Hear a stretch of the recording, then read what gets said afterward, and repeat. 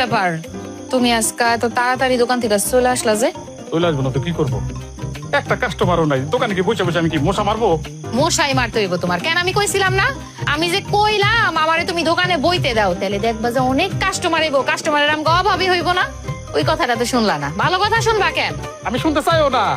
আমি তোমার দোকানে যাইতে মানা করছি, তার মানে তুমি দোকানে যাবা না, ব্যাস।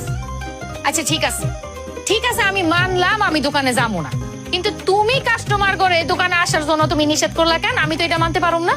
ও, এর মধ্যে মানে তোমার কানে খবর চলে আইছে? আরে ভাই তো দোকানে তুই কাস্টমার কারা? কারা কাস্টমার? ওই যুবক পোলাপান দোকানে পয়সা পয়সা তুই যুবক পোলাপানের মাথা নষ্ট করতেছো, ওদের সাথে কানাকানি খোঁজাখুঁজি, এগুলা কি? হ্যাঁ, এগুলো দেখে গ্রামের মানুষ আমার কাছে নালিশ করছে, তোমার সম্পর্কে অনেক কথা কইতেছে। ও আচ্ছা, গ্রামের মানুষ তোমার কাছে নালিশ করছে না? এখন তুমি গ্রামের মানুষের কান পড়া শুনো। আমি যদি গ্রামের মানুষের কাছে যাই কই আজকে কতটা বছর হয়েছে তোমার লগে আমার বিয়া হইলো, এখন পর্যন্ত তো আমার একটা বাচ্চা দিতে পারলা না। আরে যেই ঘরে একটা বাচ্চা নাই সেই ঘরে কি কোনো সুখ শান্তি আছে?